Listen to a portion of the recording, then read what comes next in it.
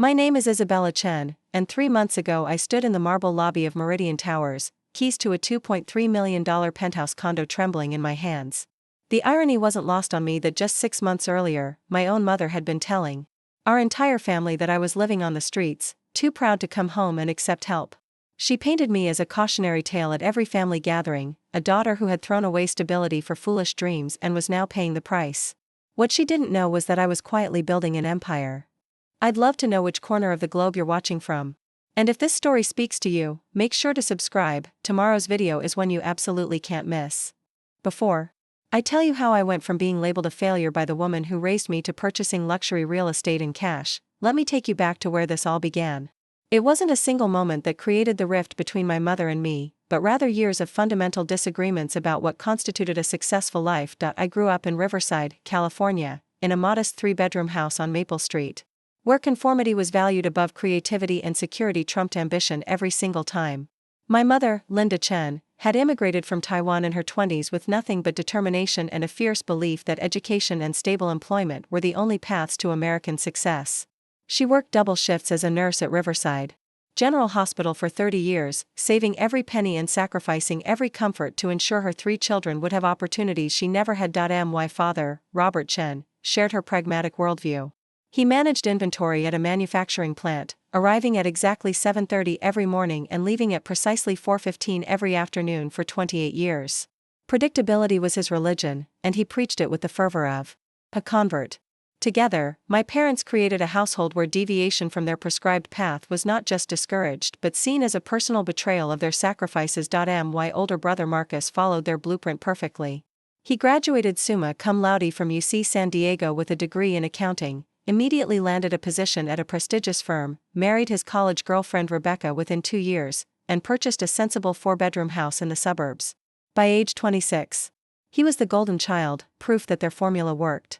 My younger sister Grace was equally compliant, pursuing pre-med at UCLA with the single-minded focus of someone who had never questioned whether becoming a doctor was her dream or simply the family expectation. Then there was me, the middle child, who seemed determined to complicate everything. From the time I could hold a crayon, I was drawn to creating things.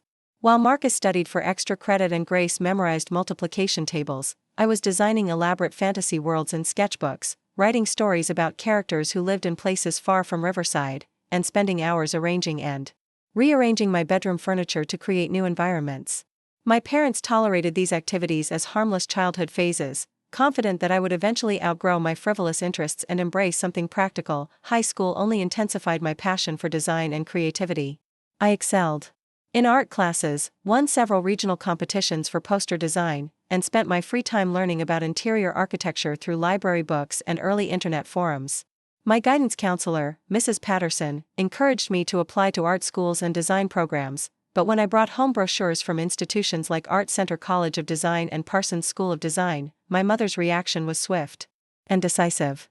"Art school is not education," she declared, tossing the glossy pamphlets into the trash without even looking at them.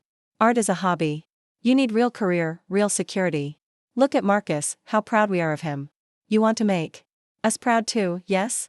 The conversation that followed was one I remember with crystalline clarity, not because it was particularly dramatic, but because it established the pattern that would define our relationship for the next decade. We sat in our small kitchen, the same Formica table where I had done homework since elementary school, while my mother methodically explained why my dreams were impractical. "Isabella, you are a smart girl. You have good grades in math and science. You could be an engineer like Cousin David, or maybe an accountant like Marcus. These are jobs with good salary, good benefits, respect in the community. Art." She paused, searching for words that would convey her complete dismissal without being cruel. "Art is what people do when they don't want to work hard." I tried to explain that art and design required tremendous skill, education, and dedication. I showed her examples of successful designers, architects, and creative professionals who earned excellent livings doing work they loved. But my arguments fell on deaf ears. In my mother's worldview, anything that couldn't be measured in terms of starting salary and job security was inherently risky and therefore irresponsible. The compromise we reached seemed reasonable at the time. I would major in business administration with a minor in marketing, giving me practical skills that could lead to stable employment while still allowing some creative expression through advertising or corporate communications. UC Riverside offered A solid business program, the tuition was manageable, and I could live at home to save money. It wasn't my dream, but it wasn't completely removed from creative work either. For 4 years, I dutifully attended classes in financial management, organizational behavior, and supply chain logistics. I earned good grades, participated in business competitions, and even secured internships at respectable companies. My parents were pleased with my progress, and I told myself that I was being mature and responsible by choosing security over uncertainty, but the entire time, I felt like I was living someone else's life. My true education happened in the margins.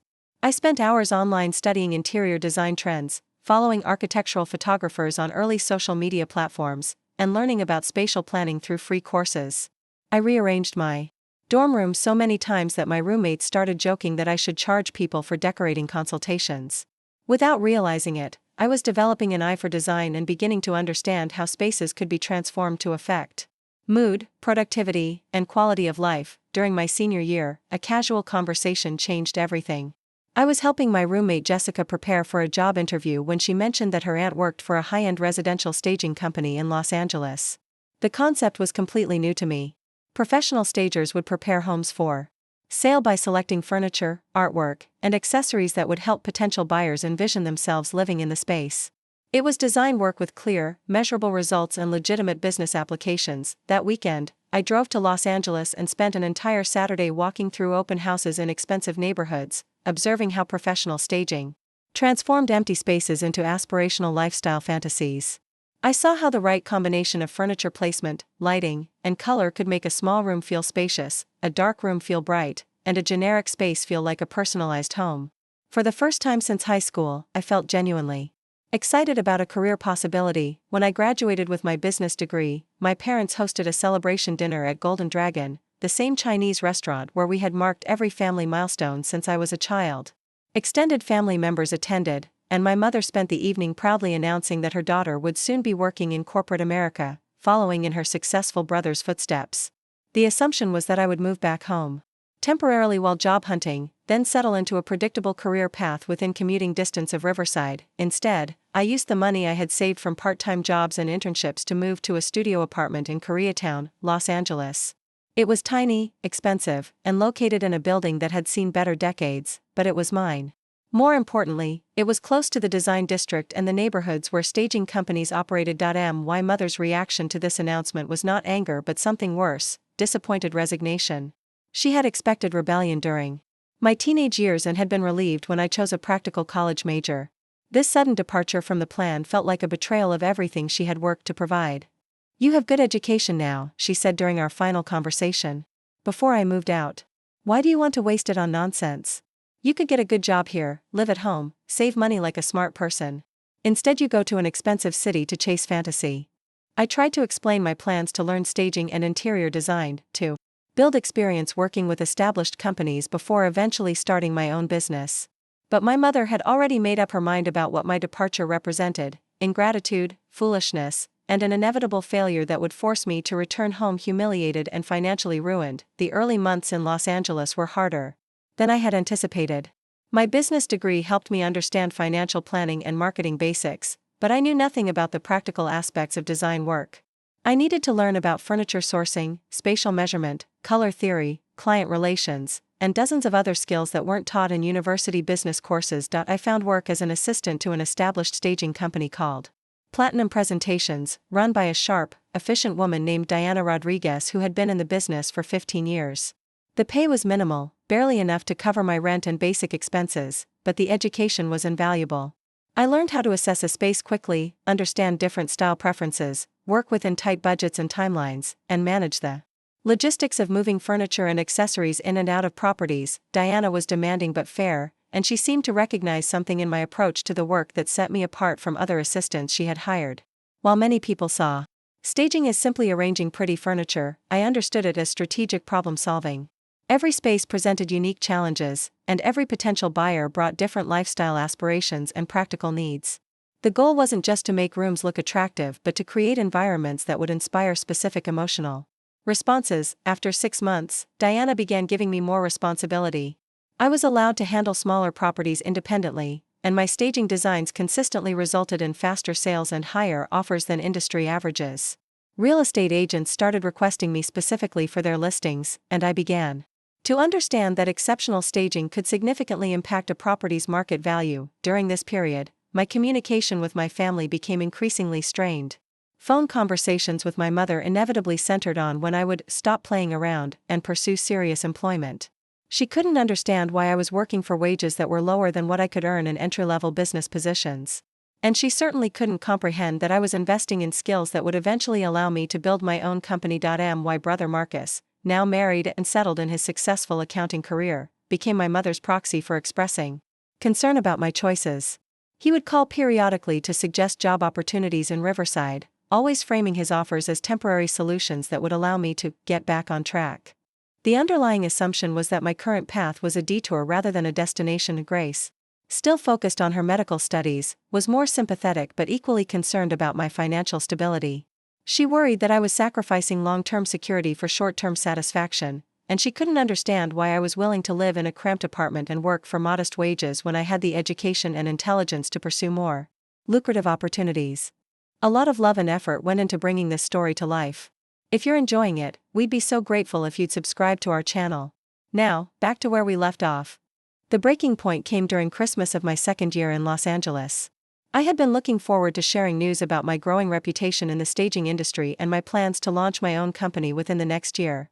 I had saved enough money to cover startup costs, developed relationships with reliable furniture suppliers, and built a portfolio of successful projects that demonstrated my capabilities. Instead of celebration, I encountered an intervention. My parents, Marcus and Grace, had apparently been discussing my situation extensively and had concluded that my time in Los Angeles represented a failed experiment that needed to end before I wasted any more years on an unrealistic career path.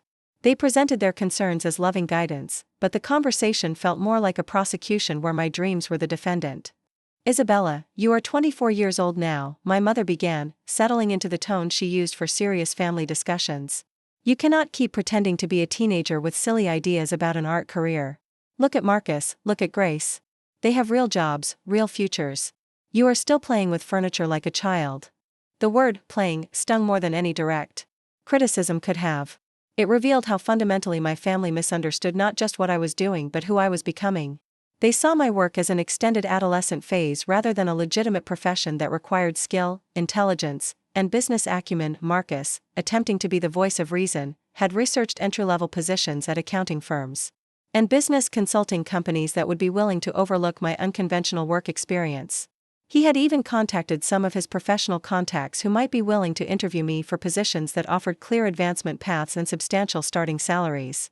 "You could be making $60,000 a year within 6 months, he explained, sliding printouts of job descriptions across the coffee table.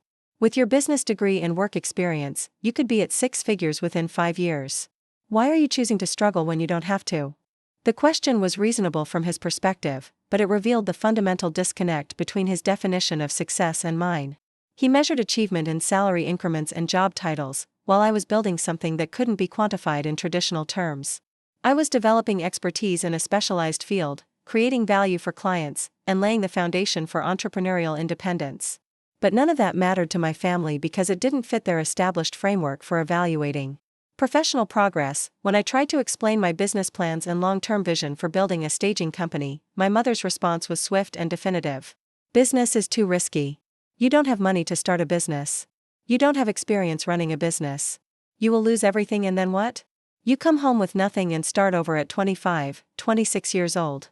This is not smart thinking." The conversation continued for hours, circling through the same arguments and concerns without resolution. My family couldn't see past the immediate financial limitations of my current situation to understand the potential I was building toward. They were focused on the modest apartment, the aging car, and the uncertain income, interpreting these as signs of failure rather than temporary investments in a larger goal. As the evening progressed, it became clear that they had made a collective decision about my future that didn't include my input. The plan was for me to move back to Riverside immediately after New Year's, live at home while job hunting, and accept the most stable position I could find in traditional business or finance. My time in Los Angeles would be reframed as a valuable learning experience that had taught me to appreciate security and conventional success. The assumption that I would comply with their plan was so complete that my mother had already started preparing my childhood bedroom for my return.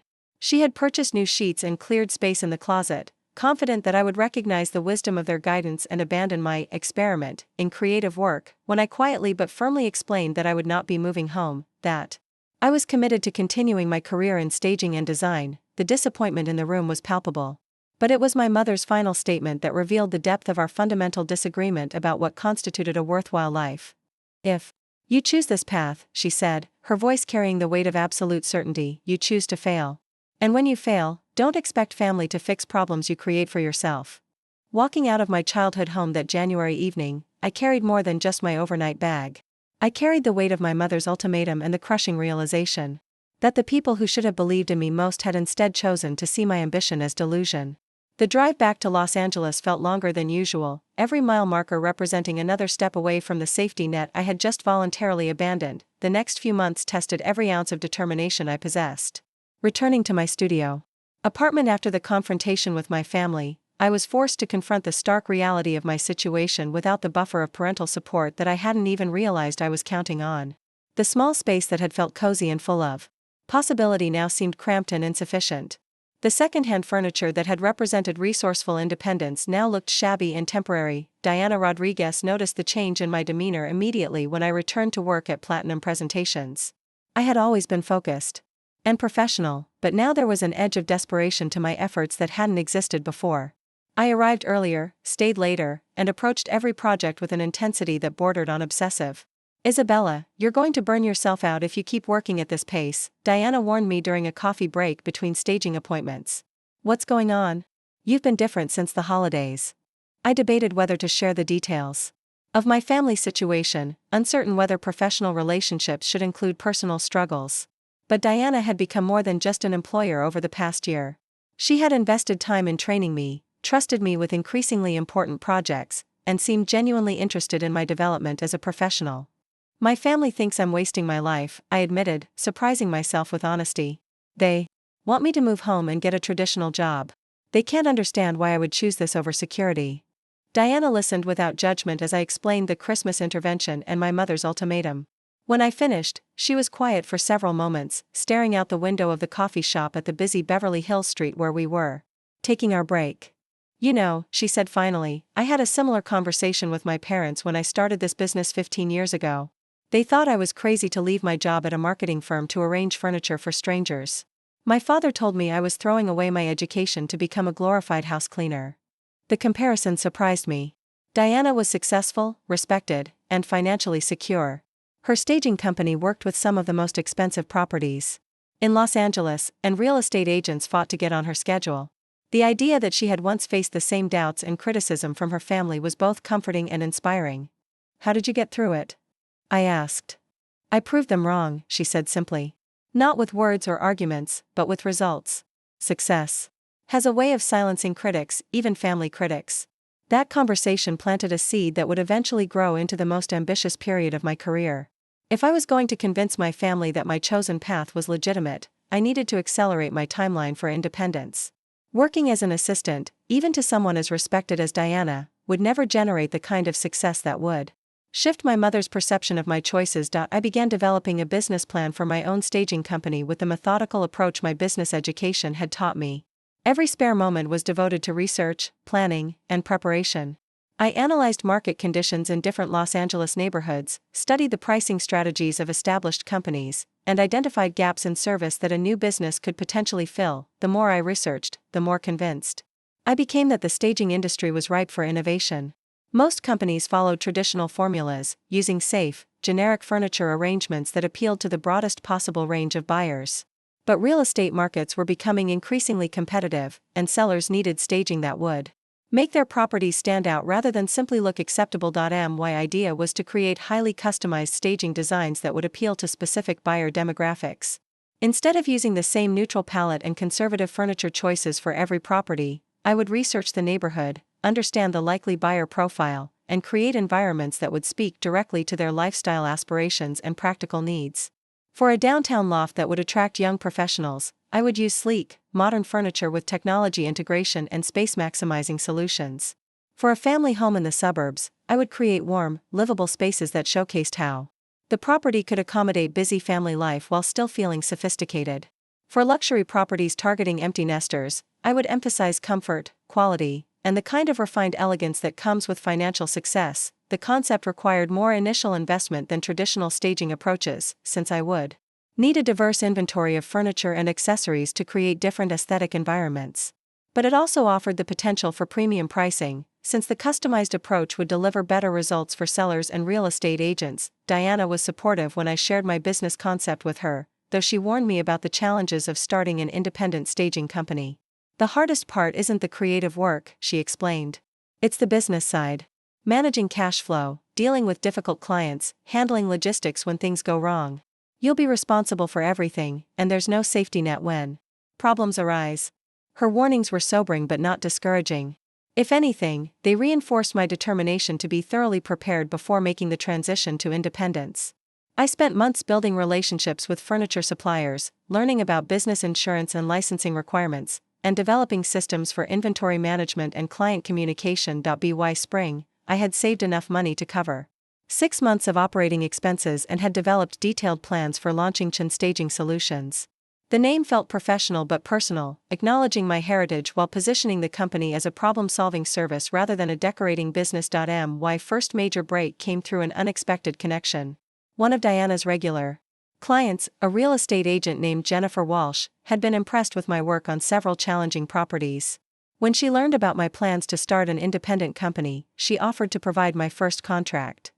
I have a property that's been sitting on the market for 3 months, Jennifer explained during our meeting at her Century City office. It's a beautiful house in Manhattan Beach, but it's not connecting with buyers. The owners already tried staging it with another company, but the results were too generic. I think your customized approach might be exactly what we need. The property was a 4-bedroom contemporary house priced at $2.8 million. The previous staging had been competent but uninspiring, with beige furniture and neutral artwork that made the space feel like a high-end hotel rather than a potential home.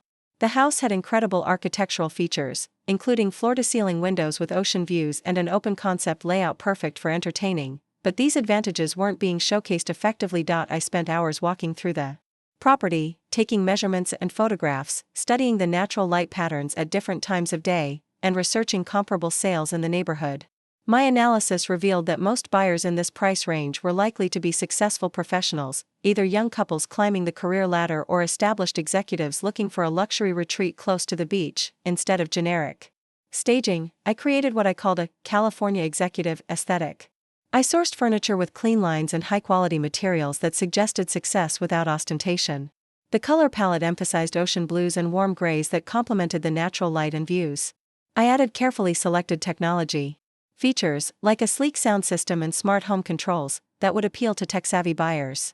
Most importantly, I arranged the spaces to showcase how the house could accommodate both work and relaxation, with a home office setup that took advantage of the ocean views and entertaining areas that flowed seamlessly from indoor to outdoor spaces. The transformation was dramatic, but more importantly, it was strategic. Every design choice was made with a specific buyer profile in mind, creating an environment that would help potential purchasers envision their ideal lifestyle rather than simply admire attractive decoration. The results exceeded everyone's expectations. Within 2 weeks of the new staging, the property received multiple offers. The final sale price was $3.1 million, nearly $300,000 above the original asking price. Jennifer was thrilled, the sellers were ecstatic, and I had proven that my customized approach could deliver measurable results. Word spread quickly through Jennifer's professional network. Other real estate agents began calling to discuss properties that weren't moving, sellers who were frustrated with generic staging results, and luxury listings that needed something special to justify premium pricing. Within 3 months, I had more potential clients than I could handle working alone. The success was intoxicating, but it also required me to make decisions about scaling the business faster than I had originally planned. I needed additional inventory, storage space, and eventually assistance with the physical demands of moving furniture and accessories. Every dollar I earned was immediately reinvested into expanding the company's capabilities. My communication with my family during this period was minimal and increasingly strained. I had stopped calling regularly, partly because I was consumed with building the business and partly because every conversation seemed to center on their disappointment with my choices. When we did speak, my mother's questions always focused on my living situation, my finances, and when I planned to come to my senses about my career. I made the mistake of sharing news about Chen Staging Solutions during a brief phone call with Grace in late summer. I thought she might be interested to hear about the business success and the growing client base. Instead, her response revealed how my mother had been interpreting my silence and apparent financial struggles. "Mom's been really worried about you," Grace said carefully. "She thinks you might be in trouble but too proud to ask for help. She heard from someone that a lot of people in Los Angeles are struggling with housing costs, and she's afraid you might not be able to afford your apartment anymore." The conversation was confusing until I realized that my mother had been filling in the gaps of my absent communication with her own assumptions about what my life must be like. She knew I was working in an industry she considered unstable, living in an expensive city on what she assumed was a modest income. When I stopped calling regularly and declined invitations to visit home, she interpreted my absence as evidence that I was struggling financially and too embarrassed to admit it. "Grace, I'm fine," I assured her. "The business is actually doing really well. I'm busier than ever." But even as I said the words, I realized how difficult it would be to convince my family that my success was real without concrete evidence they could understand. My mother measured financial stability in terms of salary, benefits, and savings accounts. The concept of business revenue, client relationships, and professional reputation didn't translate to her framework for evaluating success. The misunderstanding might have remained contained within our family if my mother hadn't started sharing her concerns with extended relatives and family friends. At some point during the fall, her worry about my situation transformed into a narrative that she began repeating at social gatherings and family events that I no longer attended. I discovered this through a phone call from my cousin David, Marcus's age and similarly successful in his engineering career. He lived in San Francisco but stayed in touch with family news through regular calls with various relatives. "Isabella, I hope you don't mind me calling," David began hesitantly, "but I wanted to check on you after what Aunt Linda told my mom last weekend." The story that emerged was both heartbreaking and infuriating. My mother, in her concern about my prolonged absence and financial situation, had begun telling people that I was probably homeless or close to it. She painted a picture of a stubborn daughter who had refused reasonable guidance, moved to an expensive city without adequate resources, and was now too proud to accept help from family who wanted to support her. According to David's mother, who had heard this directly from my mother, I was likely living in my car or crashing with strangers, and too ashamed to come home and admit that her parents were right.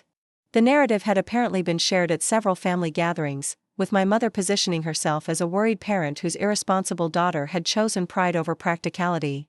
"She's telling people you won't return their calls because you don't want them to know how bad things have gotten," David explained gently. "She thinks you're avoiding the family because you're embarrassed about your living situation." The revelation was devastating, not because the claims were true but because they revealed how completely my mother misunderstood both my situation and my character. She had transformed my independence into evidence of failure, my business focus into avoidance, and my success into a fiction too shameful to acknowledge. More importantly, she was sharing this narrative with people who had known me since childhood, relatives who had watched me grow up and achieve academic success. My professional reputation within my industry was growing, but my reputation within my own family was being systematically destroyed by someone who was supposed to love and support me unconditionally. That night, alone in my small apartment surrounded by fabric samples and furniture catalogs for upcoming staging projects, I made a decision that would define the next chapter of my life. I wouldn't simply prove my mother wrong with words or arguments. I would create success so undeniable, so visible, and so substantial that no one could question its reality. I was going to buy a luxury condo in cash, and I was going to make sure everyone knew about it. The decision to purchase luxury real estate wasn't born from ego or revenge, though I'd be lying if I said those emotions didn't fuel my determination. It was a calculated move designed to create irrefutable evidence of success that even my mother's rigid worldview couldn't dismiss. But first, I needed to build the financial foundation that would make such a purchase possible, and that meant transforming Chin Staging Solutions from a promising startup into a genuinely profitable enterprise. October brought an opportunity that would accelerate my timeline beyond anything I had imagined. Dr. Samuel Harrison, a prominent plastic surgeon relocating from New York to Los Angeles, contacted me through Jennifer Walsh with an unusual request. He had purchased a $4.2 million estate in Beverly Hills that required complete staging for an immediate resale. The property had been gutted and renovated by the previous owner but left empty when their plans changed. Dr. Harrison needed the house staged and sold within 60 days to finalize his practice transition. The challenge, Dr. Harrison explained during our initial consultation at the sprawling Mediterranean-style mansion, is that this property needs to appeal to entertainment industry buyers. I understand that the market is very different from traditional luxury real estate. He was absolutely correct. The house was spectacular, with 6 bedrooms, 8 bathrooms, a chef's kitchen, home theater, wine cellar, and resort-style backyard, with infinity pool and guest house. But the architecture and layout were formal and traditional, which could feel outdated to buyers from the entertainment industry who typically preferred contemporary aesthetics and spaces designed for large-scale entertaining. Walking through the empty rooms, I began developing what I mentally termed Hollywood executive staging. The concept involved creating an environment that would appeal to successful people in creative industries, emphasizing sophistication, entertainment capability, and the kind of understated luxury that suggested both success and artistic sensibility. Instead of traditional formal furniture, I sourced pieces with clean lines and interesting textures. The color palette combined warm neutrals with strategic pops of deep jewel tones that would photograph beautifully for marketing materials. I designed the main living areas to flow seamlessly into each other, perfect for cocktail parties and networking events. The home office was staged as a creative workspace with high-end technology and inspiring artwork. Most importantly, I created several distinct entertaining zones throughout the house and grounds, showcasing how the property could accommodate everything from intimate dinner parties to large industry gatherings. The staging required my largest inventory investment to date.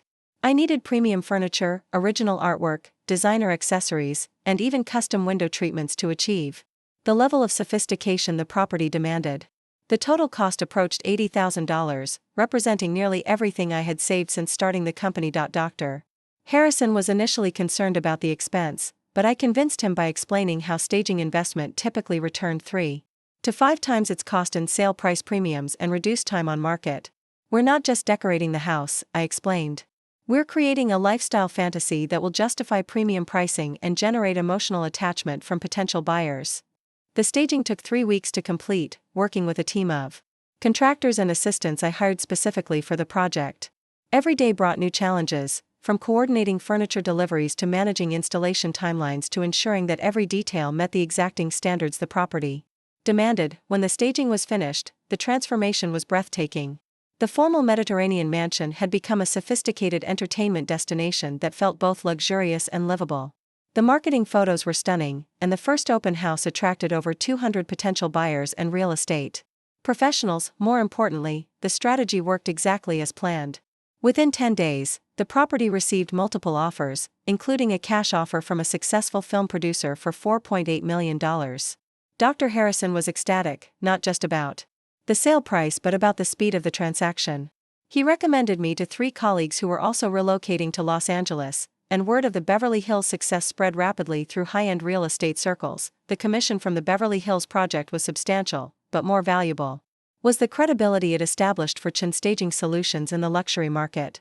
By November, I was receiving inquiries about properties in the $3 to $10 million range, working with celebrity real estate agents, and staging homes for clients who measured success in ways my mother would finally understand. During this period, I made a strategic decision that would prove crucial to my larger plan. Instead of continuing to rent increasingly expensive storage space for my growing furniture inventory, I purchased a warehouse facility in Culver City. The building was larger than my immediate needs required, but it offered room for expansion and the potential for eventual resale at a profit. More importantly, purchasing commercial real estate established my credentials as a serious business owner rather than someone playing with furniture as a hobby. The transaction required substantial documentation of my company's financial performance, credit history, and business projections. By the end of the process, I had created a comprehensive financial portfolio that demonstrated not just current success but sustainable growth potential. The warehouse purchase also solved a practical problem that had been limiting my ability to take on larger projects. With dedicated space for inventory storage, furniture preparation, and staging coordination, I could handle multiple high-end properties simultaneously rather than completing projects sequentially. December brought my most ambitious project yet. A Hollywood Hills mansion owned by a retiring entertainment executive needed staging for a $6.5 million listing. The property was architecturally stunning but had been personalized to the owner's very specific tastes, making it difficult for potential buyers to envision their own lives in the space. The staging concept I developed emphasized the property's cinematic qualities while creating environments that would appeal to the broad range of successful professionals who could afford such a purchase. I sourced furniture and artwork that suggested creative sophistication without being tied to any specific aesthetic preference. The master suite was staged as a luxurious retreat, the home office showcased productivity and inspiration, and the Entertaining spaces demonstrated how the property could accommodate both intimate gatherings and large industry events. The project required coordinating with landscape designers, lighting specialists, and even a sommelier who helped create an impressive wine display in the property's temperature-controlled cellar. Every detail was designed to reinforce the message that this wasn't just a house but a lifestyle achievement worthy of significant investment. The results exceeded everyone's expectations. The property sold within 3 weeks for $6.9 million. Nearly $400,000 above asking price. The commission from this single project was more than many people earned in an entire year, and it established Chin Staging Solutions as one of the premier staging companies for ultra-luxury properties in Los Angeles. By the end of my second year in business, my financial situation had transformed completely. The company was generating consistent six-figure annual revenue, my personal savings had grown substantially, and I had established relationships with some of the most successful real estate professionals in one of the world's most competitive markets, but the most significant change was in my own confidence and vision for the future. I was no longer the struggling daughter who had disappointed her family by choosing an impractical career path. I was a successful entrepreneur who had built a profitable company in a highly competitive industry, someone whose professional opinion was sought by people who dealt with multi-million-dollar transactions regularly. During a quiet moment in January, sitting in my Culver City warehouse surrounded by the inventory that represented my success, I began researching luxury condominiums for sale in Los Angeles. Not because I needed more space, but because I was ready to make the statement that would finally silence my mother's narrative about my supposed failure. The search criteria were specific. The property needed to be expensive enough that its purchase would be undeniable evidence of financial success. It needed to be located in a prestigious area that would be immediately recognizable to anyone familiar with Los Angeles real estate. Most importantly, it needed to be purchased with cash, eliminating any possibility that skeptics could dismiss the achievement as leveraged speculation rather than genuine prosperity. After weeks of research and property visits, I found exactly what I was looking for at Meridian Towers in Century City. The 42nd floor penthouse offered panoramic views from downtown Los Angeles to the Pacific Ocean, 2,800 square feet of luxury living space, and the kind of prestigious address that would be immediately impressive to anyone who understood Los Angeles real estate values. The asking price was $2.30 million. More importantly, I had the cash to purchase it outright. The decision to buy the penthouse wasn't impulsive, despite how it might have appeared to outside observers. I had spent months analyzing my financial situation, consulting with accountants and financial advisors, and ensuring that the purchase wouldn't compromise my ability to continue growing Chin Staging Solutions. The staging business was generating enough revenue to support both my personal expenses and continued business investment. The warehouse property was appreciating in value and could be leveraged for additional capital if needed. Most importantly, my reputation in the luxury staging market was sufficiently established that I could be confident about continued high-value projects. The offer was accepted within 24 hours, but purchasing the penthouse was only half of my plan. The other half involved ensuring that news of the purchase reached my family in a way that would make my mother's homeless narrative impossible to maintain. I contacted Marcus directly, knowing that he remained my mother's primary source of information about real estate and financial matters. The conversation was carefully planned to seem casual while ensuring that the key details were communicated clearly. Marcus, I wanted to let you know that I'm moving next month, I began during a Sunday evening phone call. I bought a place in Century City. Oh, that's nice, he replied, clearly distracted. Are you renting or buying? Buying. A penthouse at Meridian Towers. I closed escrow yesterday. The silence on the other end of the line stretched long enough that I wondered if the call had dropped. Isabella, Marcus said finally, his voice suddenly focused and alert. Did you say you bought a penthouse? In Century City? Yes, the 42nd floor. It has amazing views. How? He paused, clearly struggling to process the information. How much did something like that cost? $2.3 million, I answered casually, as if discussing the price of groceries. Another long silence. Isabella, you paid $2.3 million? In cash? Yes, all cash. It made the offer more competitive. I could practically hear his mind racing as he tried to reconcile this information with everything our mother had been telling the family about my supposed financial struggles and homeless situation. I don't understand, he said finally. Mom said you were having trouble making rent, that you might be living in your car. Marcus, I own a successful staging company. I've been working with multi-million-dollar properties for over a year. Where did Mom get the idea that I was having financial problems? The conversation that followed revealed the full extent of my mother's narrative construction.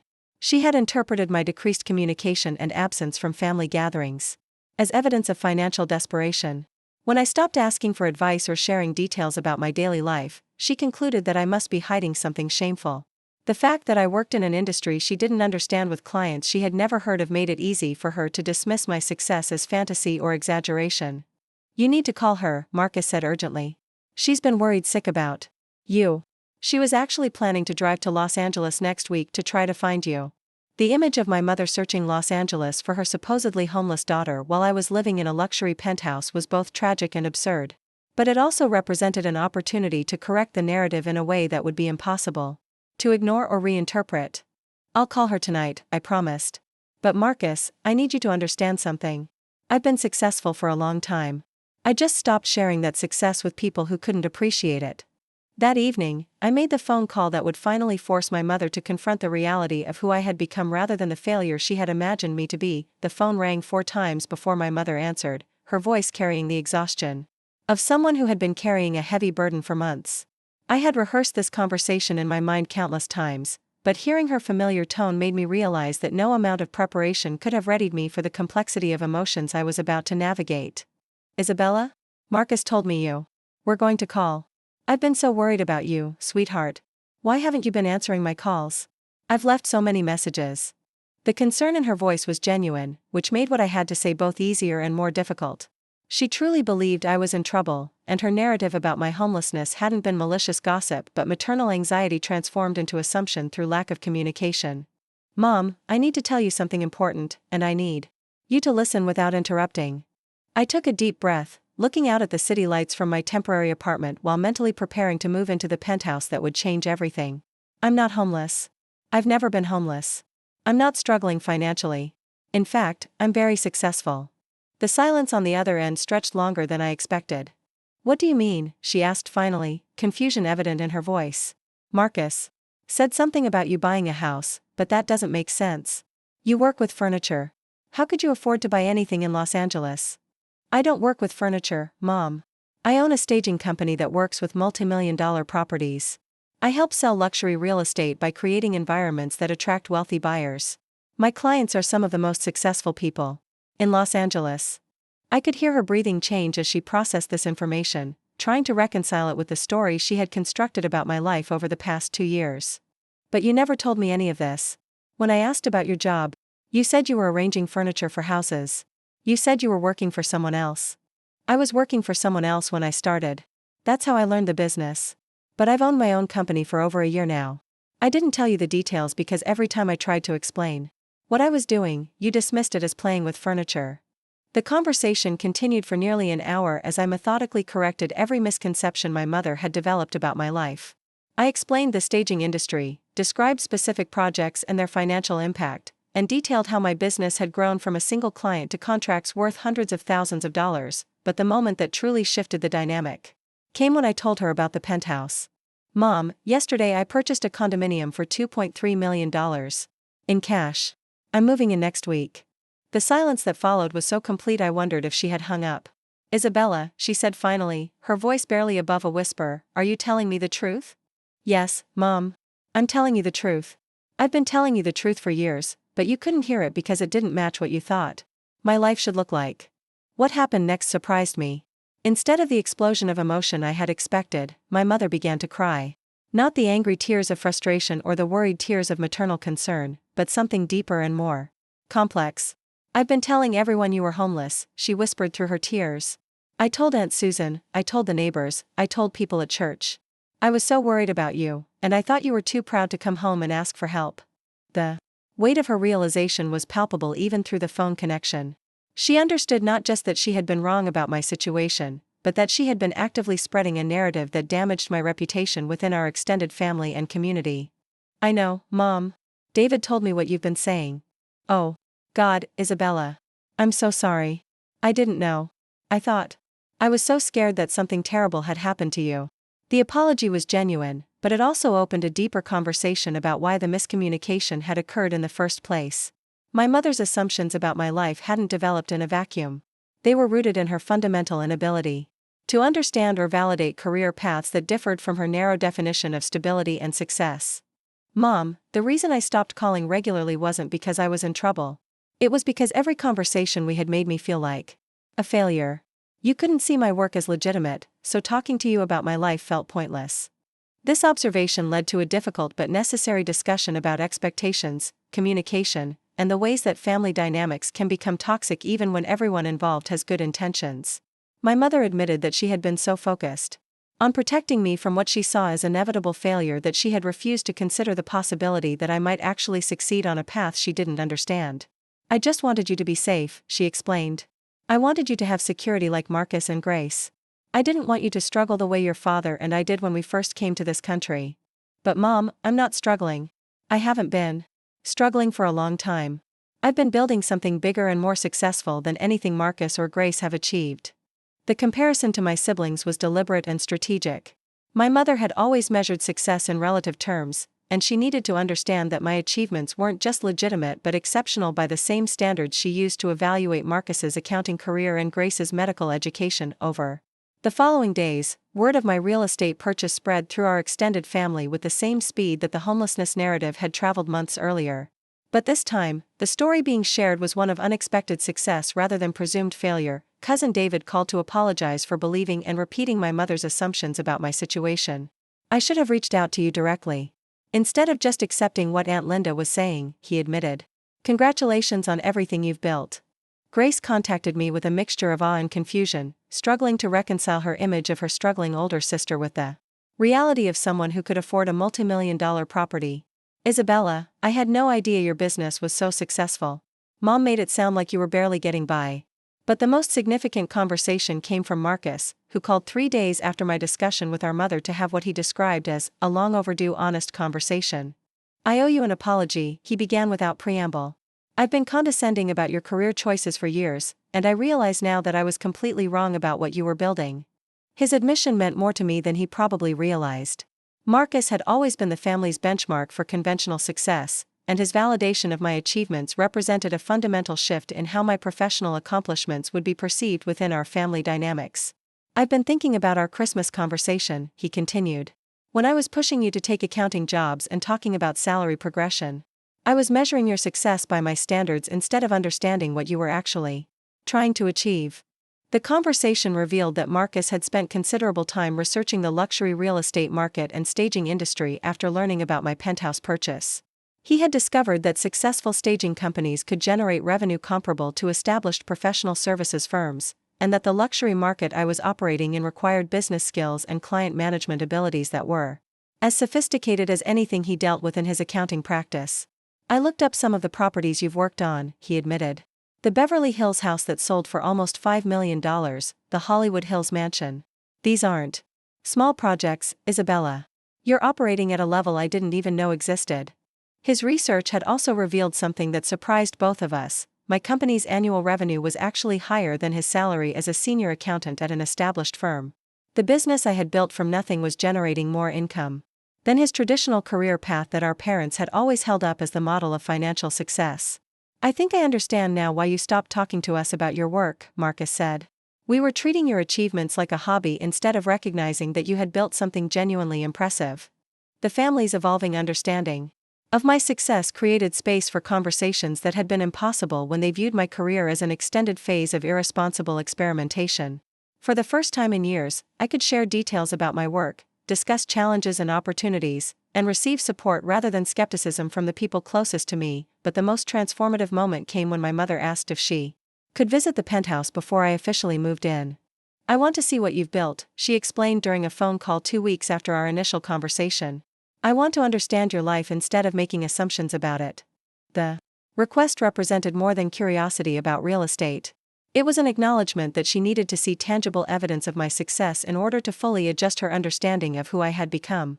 More importantly, it was an invitation for me to share my world with her rather than defending it. From her criticism, I agreed immediately, but I also made a decision that would turn her visit into something more significant than a simple apartment tour. I would use the opportunity to stage the penthouse using the same principles I applied to client properties, creating an environment that would communicate not just financial success but professional sophistication and personal fulfillment. The staging concept I developed for my own home was what I privately called executive sanctuary. Instead of the neutral palettes and generic furniture I used for client properties, I created spaces that reflected my personality, interests, and achievements while maintaining the level of sophistication that would be immediately impressive. To anyone familiar with luxury living, the living room showcased original artwork from local artists I had met through staging projects, including several pieces that had appreciated significantly in value since I purchased them. The home office displayed awards and recognition from real estate industry organizations, alongside photographs from high-profile staging projects that demonstrated the scope and quality of my work. The master bedroom was designed as a retreat that emphasized both luxury and personal comfort, with custom furniture pieces and accessories that reflected my taste rather than market appeal. Most importantly, I created a gallery wall in the main hallway that documented my professional journey. Through photographs of completed staging projects, client testimonials, and media coverage of particularly successful sales. The display was designed to tell the story of Chen Staging Solutions' growth from startup to industry leader in a way that would be immediately comprehensible to anyone, regardless of their familiarity with the real estate business. When my mother arrived at Meridian Towers on a sunny Saturday morning, her reaction to the building itself was exactly what I had hoped for.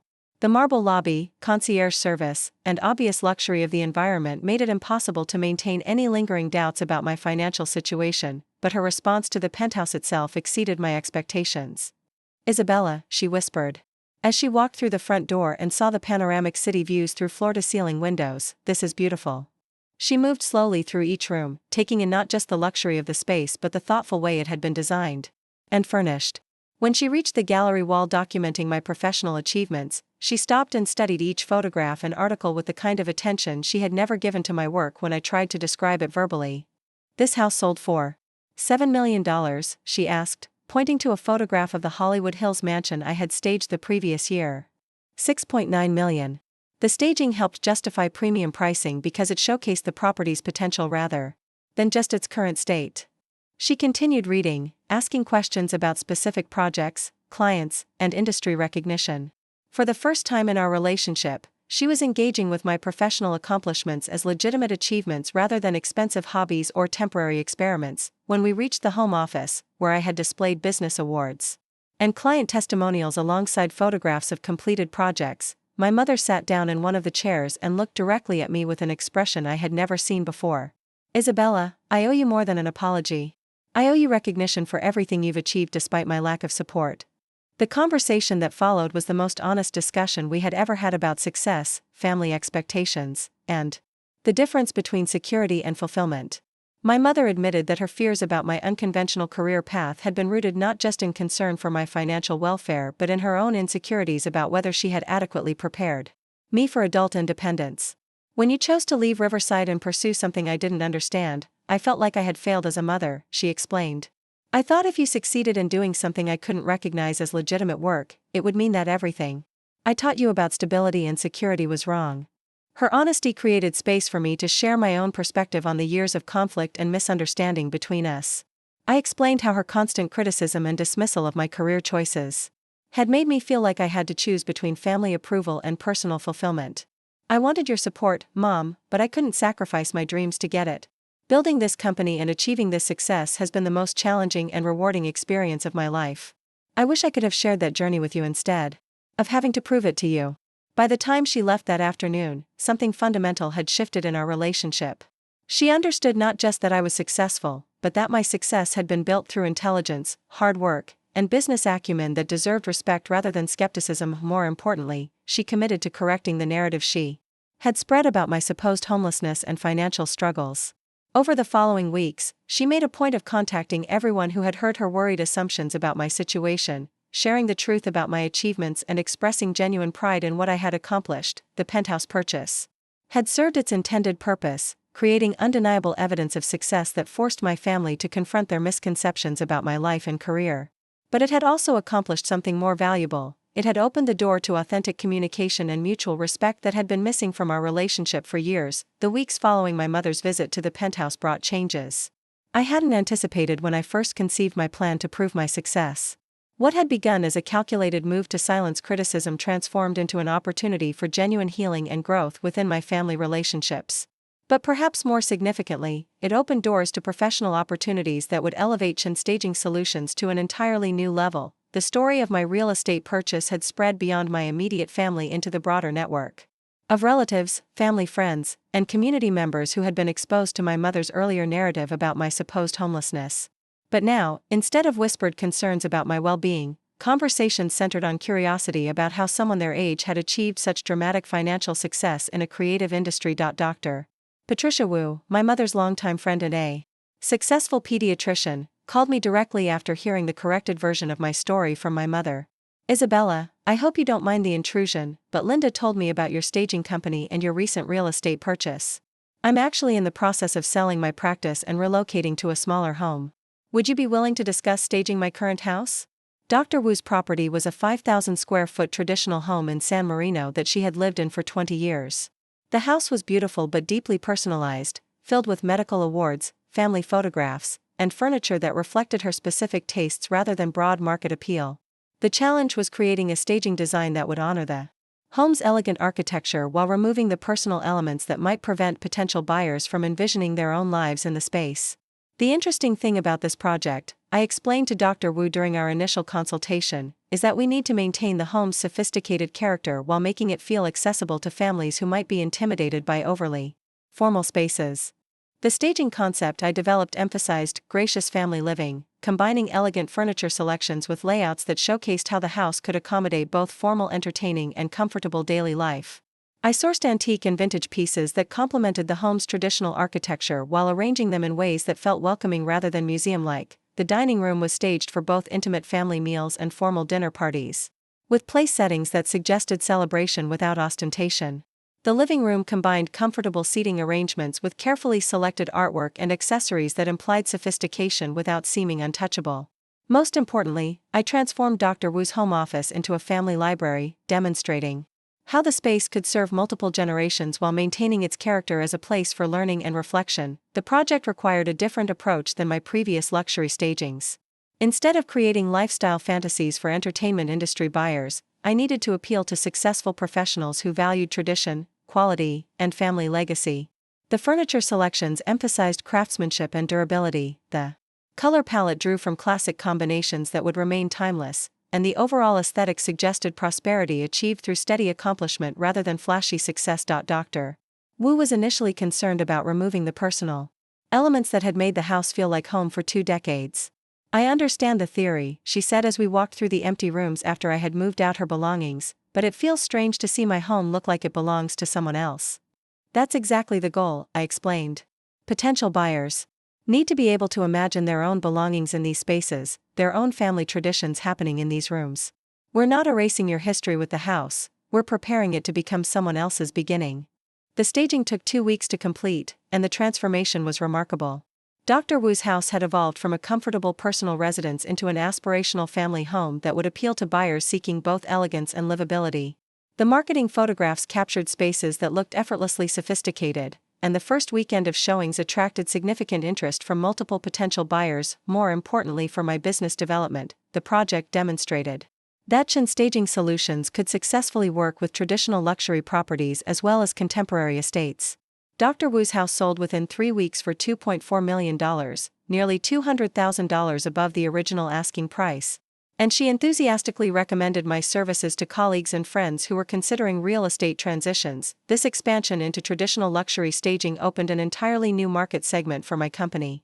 While entertainment industry properties had provided dramatic growth and substantial revenue, the market for classic family estates was larger and more stable. Successful doctors, lawyers, business executives, and other established professionals were constantly buying and selling homes as their careers and family situations evolved. The referrals from Dr. Wu led to projects throughout the San Gabriel Valley and Pasadena, areas where established wealth preferred understated elegance to the flashier aesthetics popular in West Hollywood and Beverly Hills.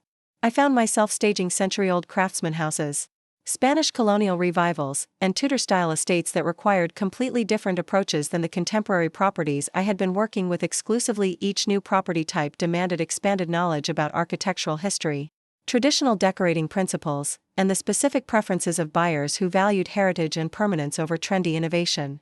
I spent evenings studying design history, visiting estate sales to understand period-appropriate furnishings, and developing relationships with antique dealers who could provide authentic pieces for traditional stagings. The learning curve was Steep, but the financial rewards were substantial.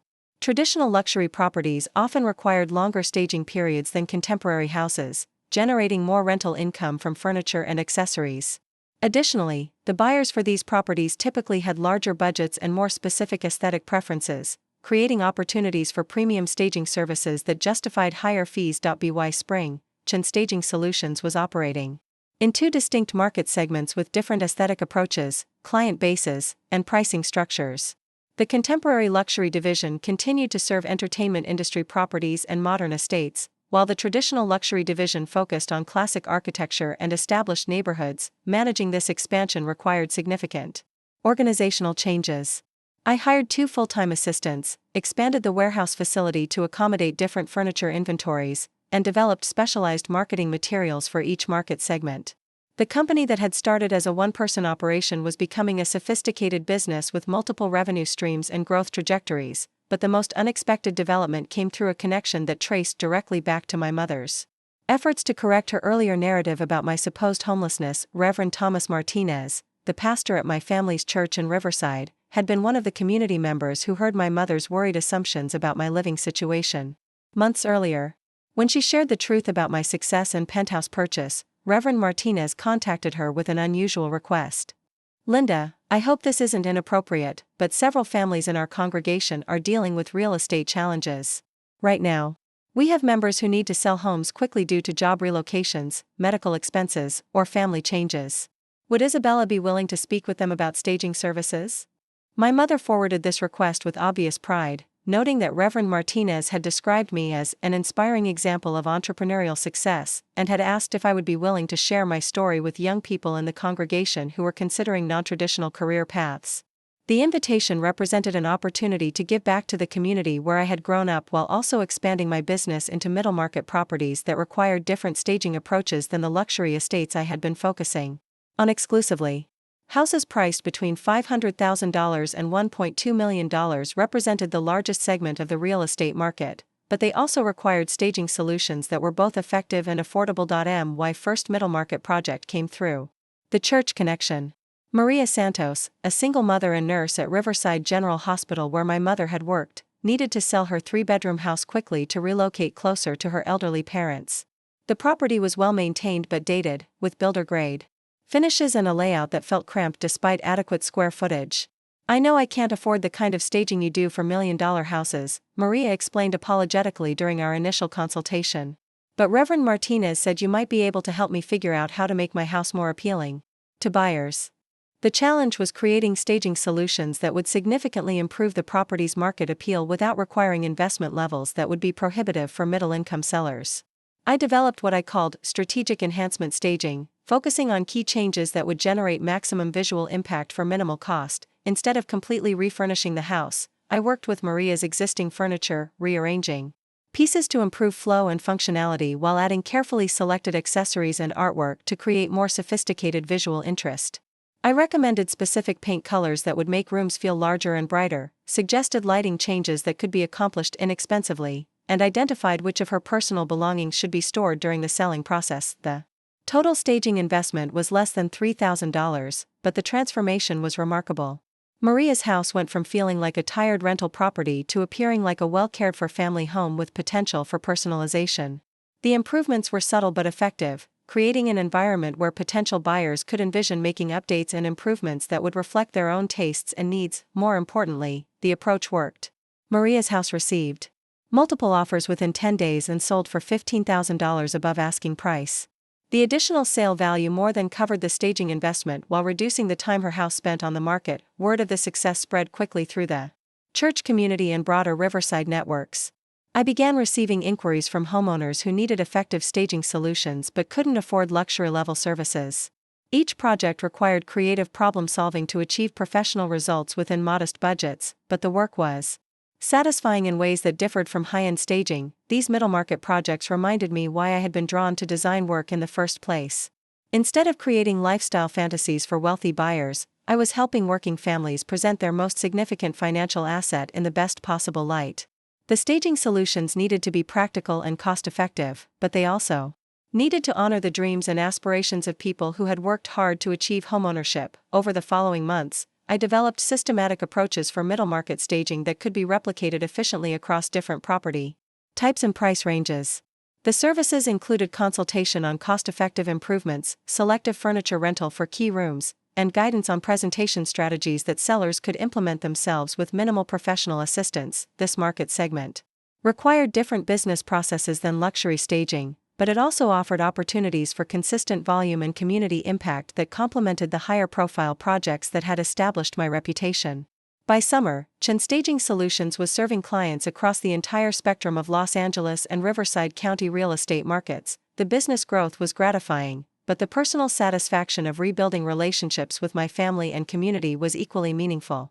My mother had become one of my most enthusiastic advocates, sharing news about my projects with anyone who would listen and expressing pride in my achievements that felt genuine rather than obligatory. During a family barbecue at Marcus and Rebecca's house in July, I found myself in the unfamiliar position of being asked for career advice by younger relatives and family friends. My cousin Jessica, a recent college graduate struggling to choose between law school and pursuing her interest in graphic design, sought my perspective on choosing passion over security. "I keep thinking about what you did," she explained as we sat on Marcus's patio watching the children play in the backyard. "How you chose to pursue something you believed in even when everyone thought it was risky. I'm afraid to disappoint my parents, but I'm also afraid of spending my life doing work that doesn't feel meaningful."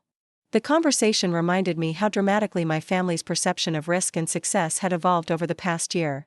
What had once been viewed as reckless pursuit of an impractical dream was now seen as an inspiring example of entrepreneurial courage and determination. "The difference between risk and recklessness," I told Jessica, "is preparation and commitment. I didn't just follow my passion blindly.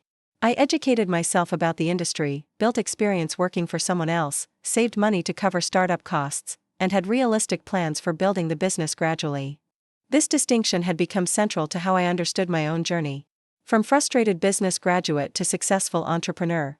The path hadn't been reckless gambling on an uncertain future, but rather strategic investment in developing expertise that could generate sustainable income doing work I found personally fulfilling. As evening approached and the family gathering wound down, I stood in Marcus's backyard reflecting on how much had changed since that difficult Christmas conversation 2 years earlier. My family no longer saw my career as a temporary phase or an expensive hobby.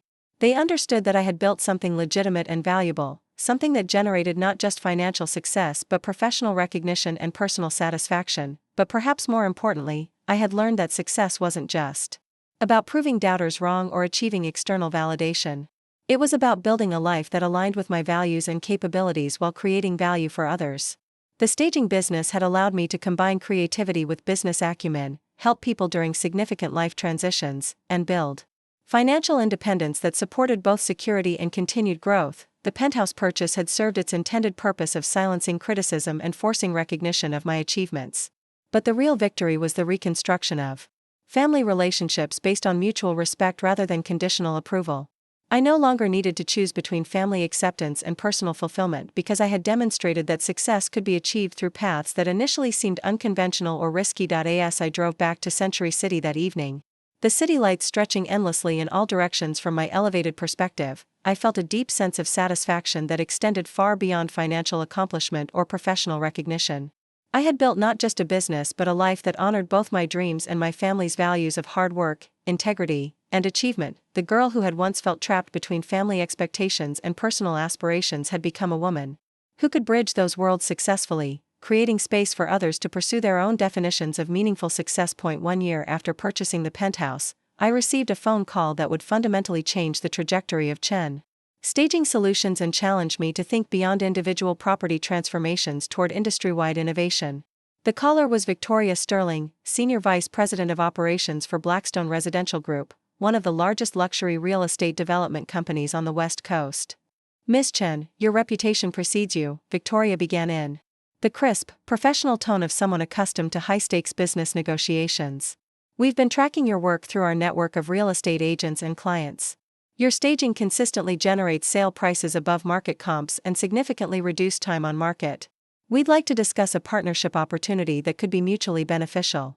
Blackstone was developing a new luxury residential community called Hillcrest Reserve in Newport Beach, featuring 38 custom homes priced between $3.50 and $8.2 million. The project represented their most ambitious venture into ultra-luxury residential development, targeting buyers who demanded both architectural excellence and turnkey luxury living. The challenge we're facing, Victoria explained during our meeting at Blackstone's downtown Los Angeles headquarters, is that traditional model homes don't effectively showcase the lifestyle potential of properties at this price point.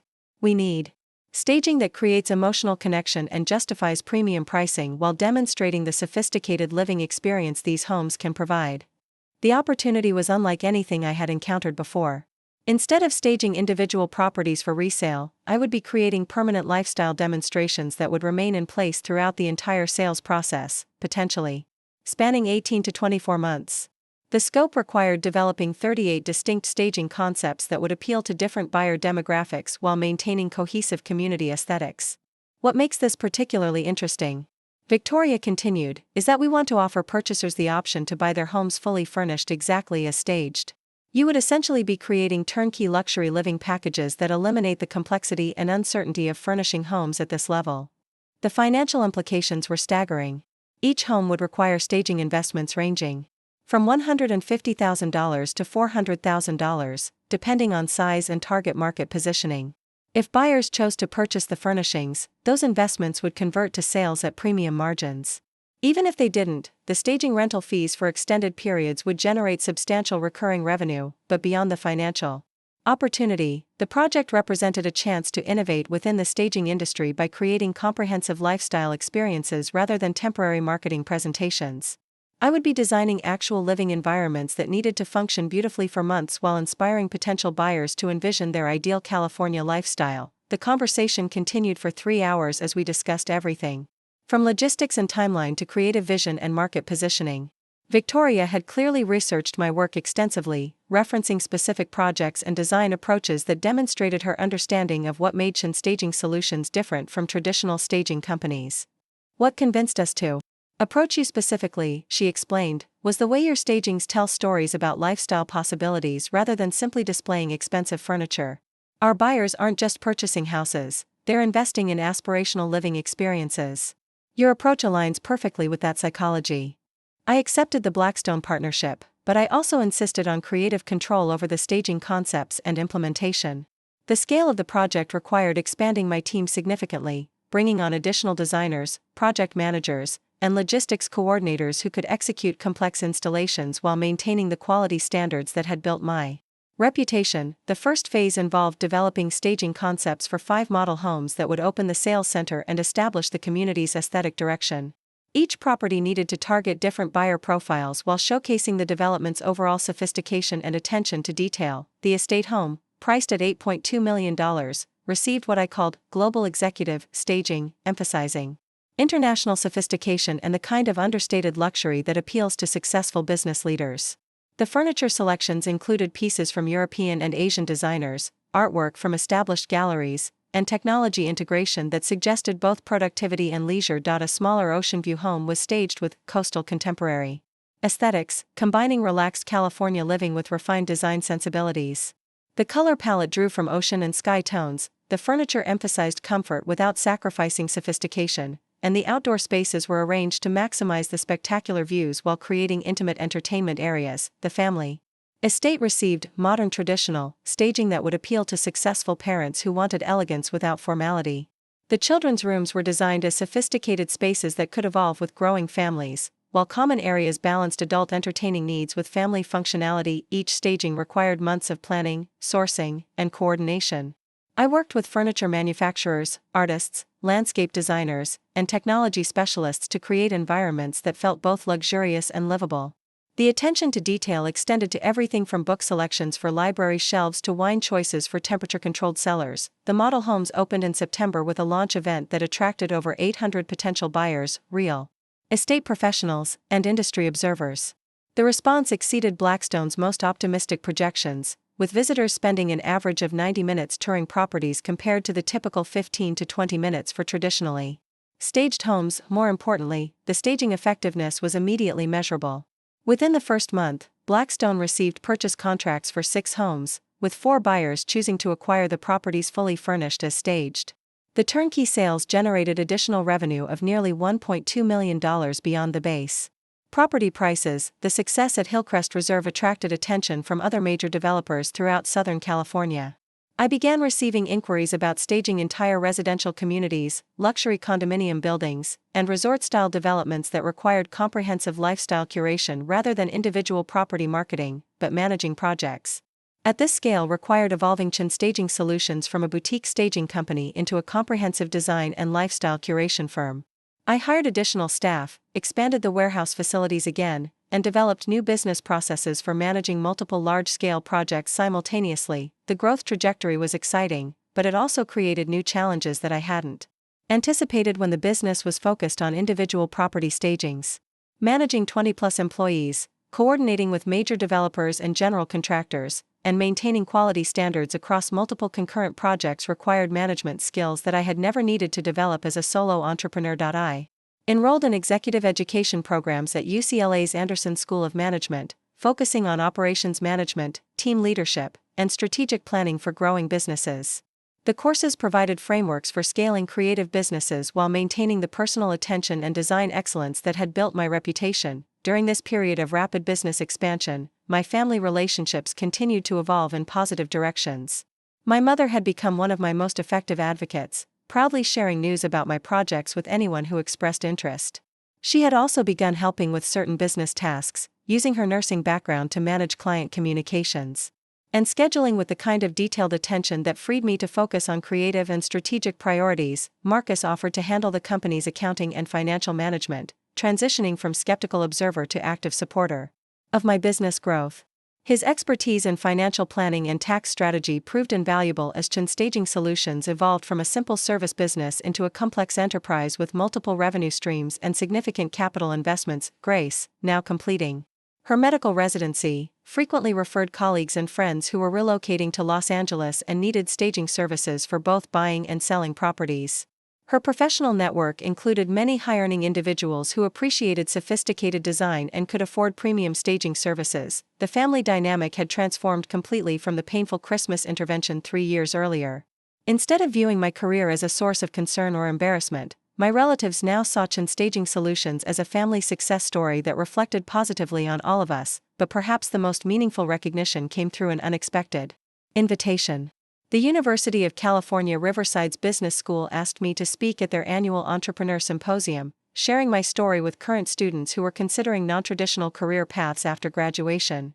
Your journey from business graduate to successful creative entrepreneur resonates with many of our students who feel torn between practical career choices and personal passion, explained Professor Angela Rodriguez, the event coordinator.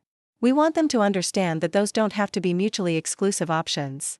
Preparing for the presentation forced me to reflect systematically on the decisions and strategies that had led from my parents' living room confrontation to running a multi-million-dollar design firm.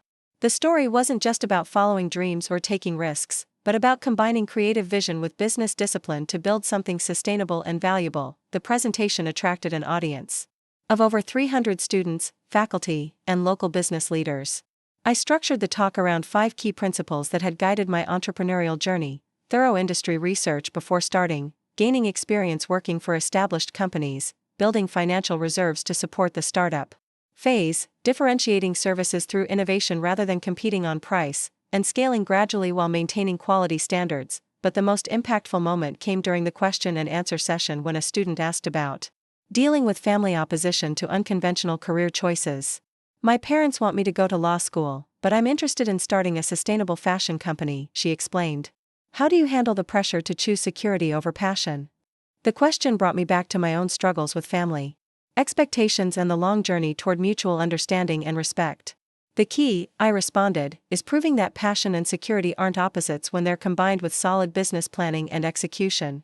My family's concerns about my career choice were actually reasonable given what they understood about creative industries.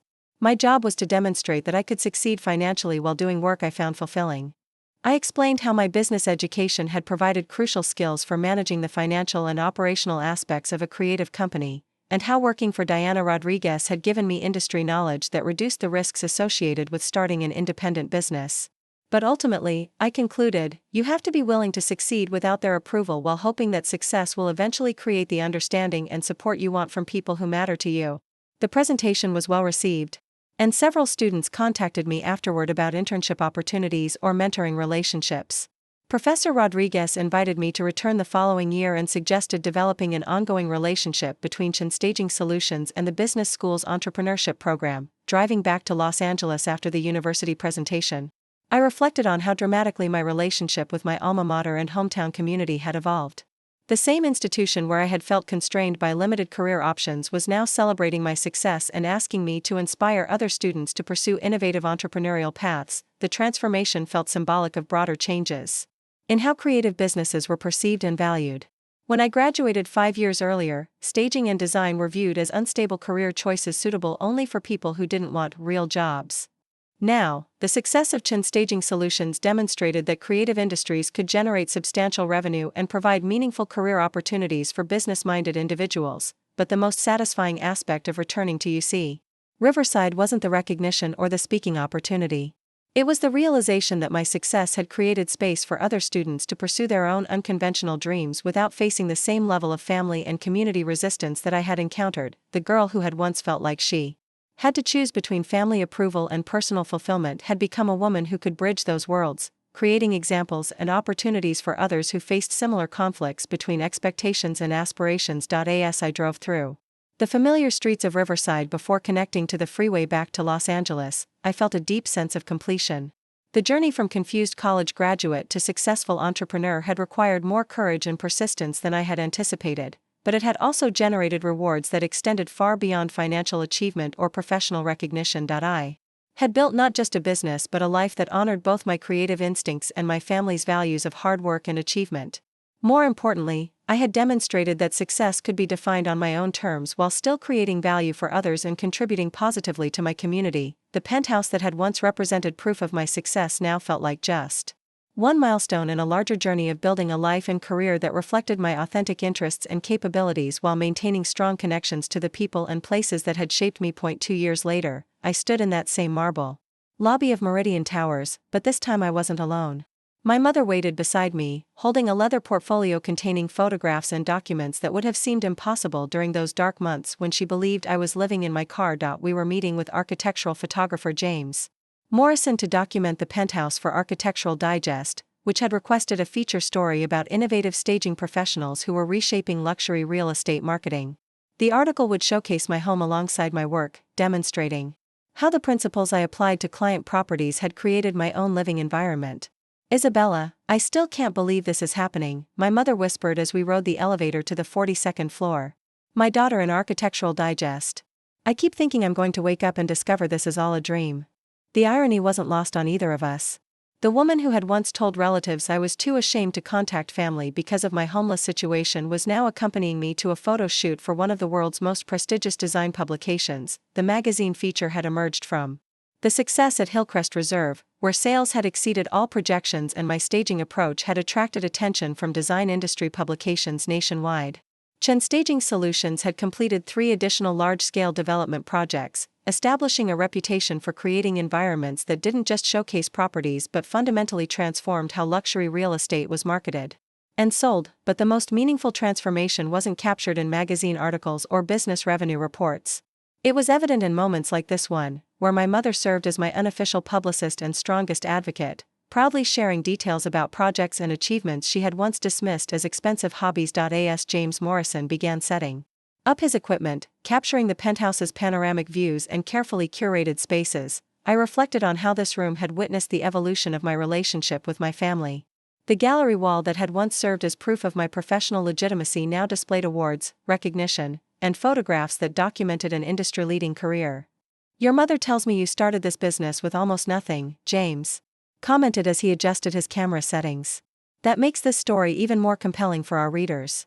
They love entrepreneurial journeys that demonstrate how creative vision can build substantial success." The conversation reminded me that my story had become something larger than personal achievement or family reconciliation. Other young professionals contacted me regularly, seeking advice about pursuing creative careers despite family skepticism or financial constraints. Chen Staging Solutions had become an example of how creative industries could generate legitimate wealth and professional respect when approached with strategic thinking and business discipline. During the afternoon photo session, my mother shared Stories with James about her initial fears regarding my career choice and her gradual understanding of what I was building. Her honesty about the years of misunderstanding and worry provided context that would make the final article more relatable to readers facing similar family dynamics. I thought Isabella was throwing away her education and security for something impractical, she admitted while James photographed the home office where I had displayed my business degree alongside industry awards.